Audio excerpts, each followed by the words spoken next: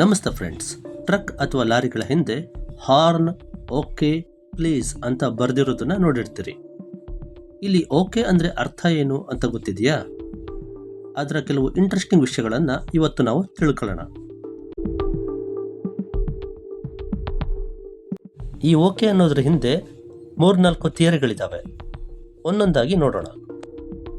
ಒಂದು ಥಿಯರಿ ಈ ರೀತಿ ಇದೆ.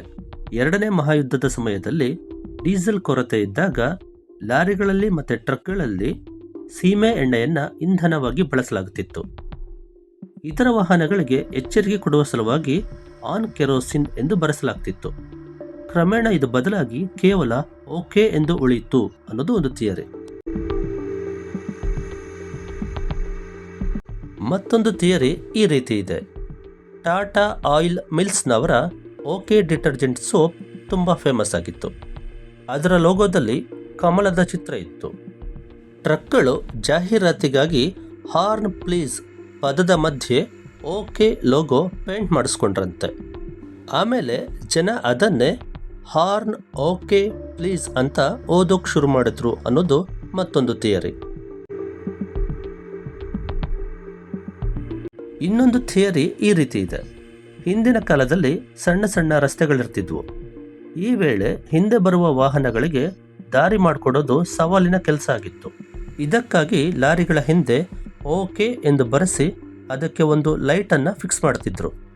ಯಾವಾಗ ಹಿಂದಿನ ವಾಹನಕ್ಕೆ ದಾರಿ ಬಿಡಬೇಕು ಅನ್ನಿಸ್ತಿತ್ತೋ ಆಗ ಆ ಓಕೆ ಲೈಟನ್ನು ಆನ್ ಮಾಡ್ತಿದ್ರು.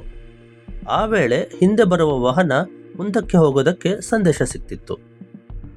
ಈ ಓಕೆ ಅನ್ನುವ ಪದ ಹೇಗೆ ಹುಟ್ಕೊಳ್ತು ಅನ್ನೋದಕ್ಕೆ ಮತ್ತೊಂದು ಥಿಯರಿ ಇದೆ.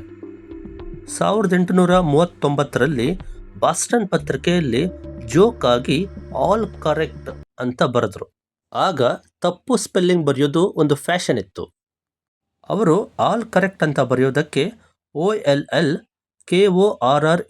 ಅಂತ ಬರೆದಿದ್ರು. ನಂತರದಲ್ಲಿ ಅದೇ ಓಕೆ ಆಯಿತು. 1840ರಲ್ಲಿ ಅಮೆರಿಕ ಅಧ್ಯಕ್ಷೀಯ ಚುನಾವಣೆಯಲ್ಲಿ ಮಾರ್ಟಿನ್ ವ್ಯಾನ್ ಬ್ಯೂರೆನ್ ಅವರ ಅಡ್ಡ ಹೆಸರು ಓಲ್ಡ್ ಕಿಂಡರ್ ಹುಕ್. ಅವರ ಬೆಂಬಲಿಗರು ವೋಟ್ ಫಾರ್ ಓಕೆ ಅಂತ ಕ್ಯಾಂಪೇನ್ ಮಾಡಿದ್ರು. ಅಲ್ಲಿಂದ ಓಕೆ ಅಂದರೆ ಎಲ್ಲ ಸರಿ ಅನ್ನೋ ಅರ್ಥದಲ್ಲಿ ಇಡೀ ಜಗತ್ತಿಗೆ ಹರಡಿತು. ಈ ಓಕೆ ಅನ್ನುವ ಪದದ ಹಿಂದೆ ಇಷ್ಟೊಂದು ಥಿಯರಿಗಳಿದ್ದಾವೆ. ನಿಮಗೆ ಯಾವುದು ಓಕೆ ಆಗತ್ತೆ ನೋಡಿ. ವಂದನೆಗಳು.